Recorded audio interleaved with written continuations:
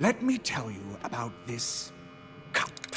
Our favorite modern-day cartoon is back on Netflix, and we couldn't be more excited. The Cuphead Show Season 2 sees the return of the delightful anthropomorphic Cuphead and Mugman and their various adventures around Inkwell Isles. Based on the 2017 video game with massive design references to the classic cartoons from the 1930s, the Cuphead Show Season 2 delivers in every way we imagined. Now, before we continue, there are heavy spoilers ahead, so here is your official warning. We see Cuphead and Mugman escape from jail, run from ghosts, fight the devil, viciously attack an ice cream man, and much, much more. The entire show is a love letter to classic hand-drawn cartoons that we all adore. Throughout the season, like in the previous season, we see Easter eggs and references to the video game of the same name and the classic cartoon characters that inspired this very piece of entertainment. Let's dive a bit deeper into 15 or so things you might have missed in the Cuphead Show Season 2.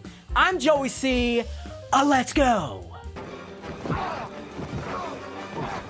Let's start out with a classic reference that really tickles me nicely. The very first thing you see when you boot up an episode of the Cuphead Show is Cuphead's head spinning around slowly, very similar to a planet rotating, and a smaller Mugman in a plane circling around the head.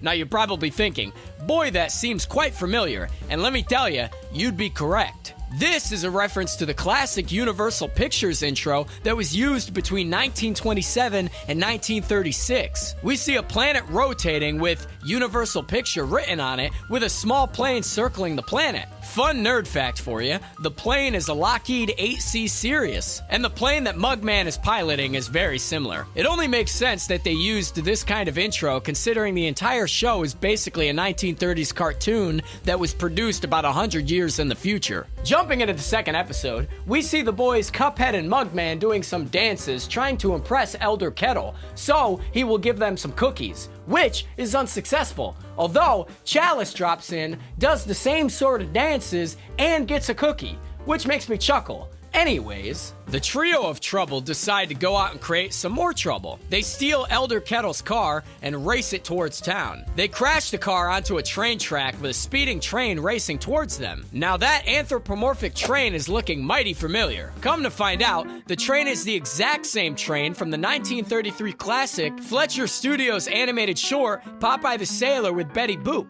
which is Popeye the Sailor's first animated appearance. In that short, we see Bluto stealing Olive away and tying her to a railroad track. Old cartoons are weird. And that oncoming train is also looking familiar. Popeye punches the steam engine in the, quote, face, bringing the whole train to a crashing halt, thanks to the ever-reliable can of spinach. Throwing this train reference into the Cuphead Show really makes the most sense, and it really is magical to see. Sticking with the second episode, after the whole train situation is resolved, we see Cuphead and Mugman and Chalice back home. It is revealed that Chalice is hiding from an angry mob due to her troubling habits. Within the angry mob, we see some rather familiar faces. Firstly, we see a black cat holding a torch, which bears some striking similarities to the classic character Felix the Cat, who first appeared in the 1919 classic animated short Feline Follies. Secondly, we see a very angry jacked up pig, which looks like it could be a reference to the Broken Arms hotel manager from the 1943 classic animated film Porky Pig's Feet, where Porky Pig and Daffy Duck are trying to escape the scary hotel manager when they didn't pay their bill, which seems pretty reasonable anyway. I mean, you gotta pay your bill. This third one might be a stretch, but I'm in charge here, man. We see a hippo among the group of angry individuals. This, perhaps, could be a reference to Hyacinth Hippo from the 1940 classic Disney movie Fantasia, baby. There are many references to classic characters and the background characters throughout the season, so we can't name them all, man. Let's move on. Moving on to episode 3, where the troubling duo aboard a pirate ship in hopes of going on a pirate adventure, they come across the captain of the ship, Captain BrineyBeard, which, if you played the 2017 video game, you would know that Captain BrineyBeard is an anti-hero and a boss that can be found on Inkwell Isles 3 in the level Shootin' and Lootin', which is just a neat little nod to the classic video game that preceded the show. Also, I couldn't help but notice that the parrot that the pirate has on his shoulder shares a bit of similarities to the parrot from the 1938 classic animated short, Mickey's Parrot, where Mickey Mouse discovers a parrot that belonged to a deranged killer and causes a bit of trouble. This could be a stretch, but all I'm saying is both parrots are both green and mean. There's gotta be a similarity there. And the boss fight that Captain BrineyBeard put on is very hard, and I never want to fight that big hairy man ever again.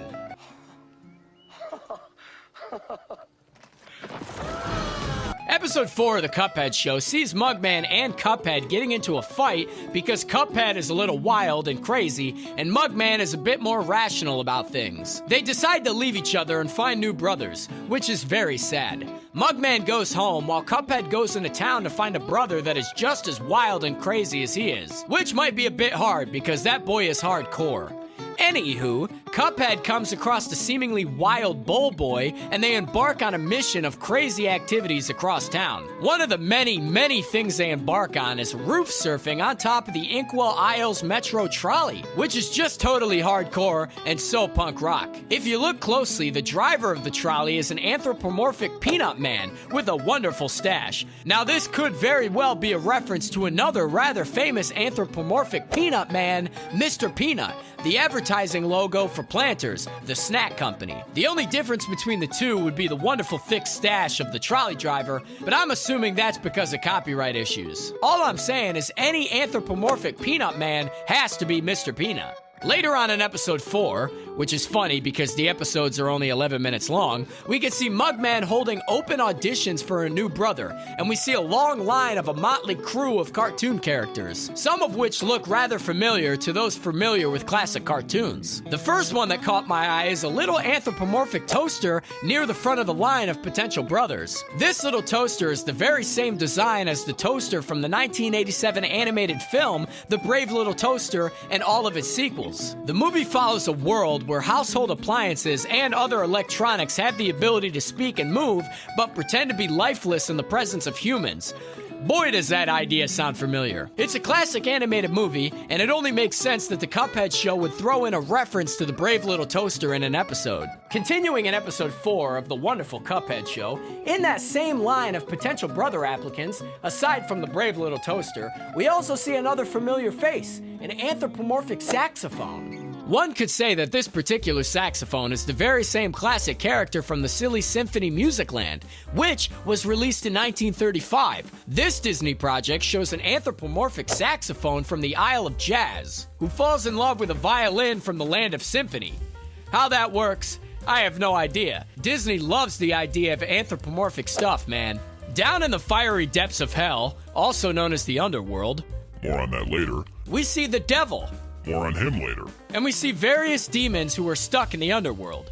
One of the major players of the Underworld is the right-hand man of the devil himself, King Dice, who is also a secondary antagonist to the Cup and Mug brothers both in the game and in the show. He makes his first appearance in the game in the opening cutscene, and he can be found within every die house, where he acts as sort of a gatekeeper. He's also fought in the stage All Bets Are Off, and damn was he a hard boy. King Dice is very reminiscent of the jump blues legend Cab Calloway. Crazy Cab was known for his wonderful stash, tuxedo tail, and his wild energy. And you know what King Dice has? A crazy stash, a tuxedo tail, and some pretty wacky energy, baby. It's obvious they designed King Dice after Cab Calloway, and it's actually interesting to find out that Cab Calloway actually appeared in 3 Betty Boop cartoons with his songs Minnie the Moocher, Snow White, and The Old Man of the Mountain.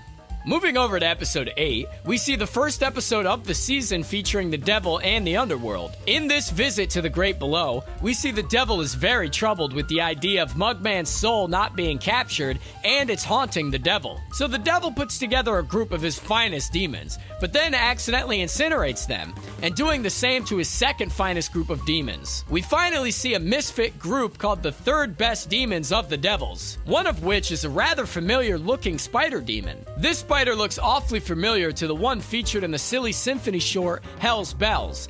There's not really a plot per se, but it does take place in what we can assume is hell, and the devil and some demons are roaming around. And considering the Cuphead spider is in hell, it makes this connection even stronger. In the short Hell's Bells, we see a shot of a spider swinging over a fire pit, and this spider is identical to the spider in the Cuphead show. Also, there is an uncanny resemblance to the spider from the 1936 short, The Cobweb Hotel, which is a spider that runs a hotel.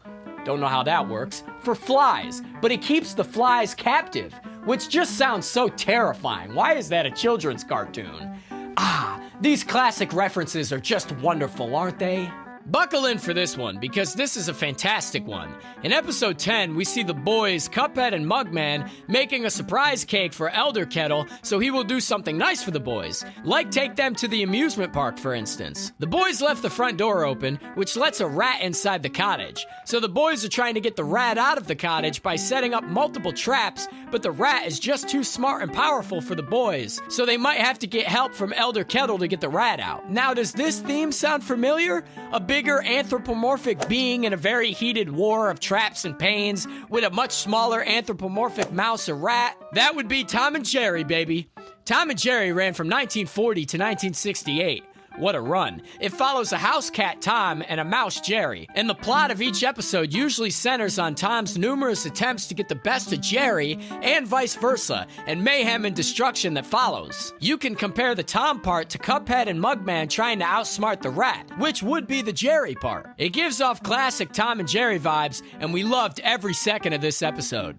One of the major writers for the Cuphead show is the wonderful Dave Wasson. Dirty Dave is an American animator, story artist, director, producer, writer, and voice actor. Good lord, what can't this man do? It's important to note that besides being a writer for the Cuphead show, he's no stranger to animation, as he's worked on projects such as 2015's Star vs. the Forces of Evil, 1998's Oh Yeah Cartoons, and the 2001 classic Time Squad. Also, really cool to see that he has ties with some classic cartoon characters like Mickey Mouse. He wrote 10 episodes for the series that ran from 2013 to 2019.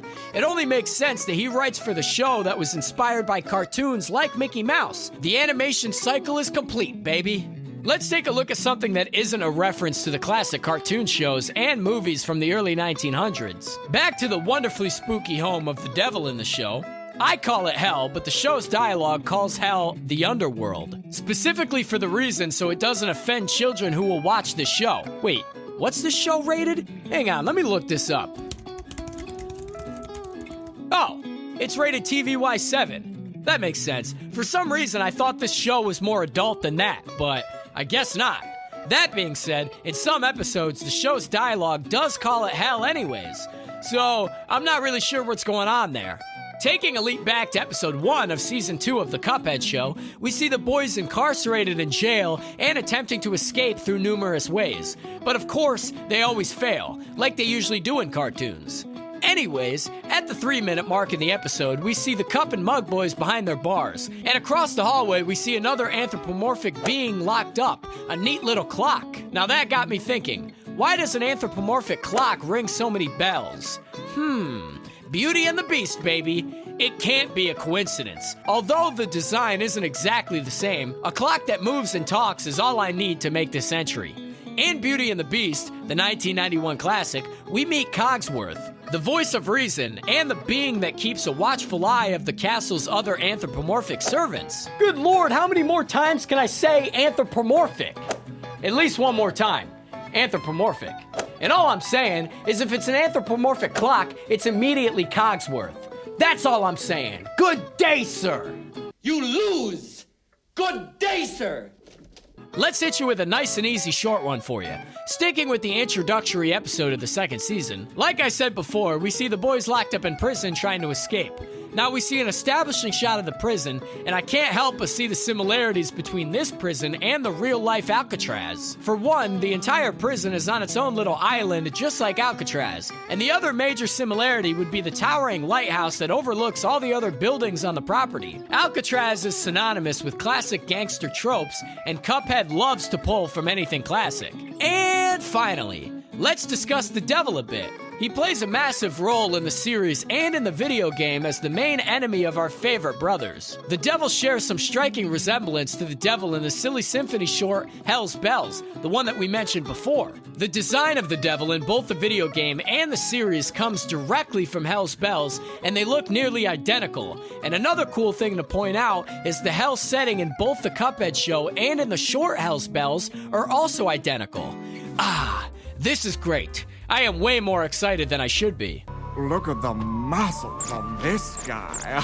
The Cuphead Show Season 2, you see? Did you have a good time? Did we notice anything that you didn't? If so, let us know in the comments below. And as always, everybody, thanks for watching.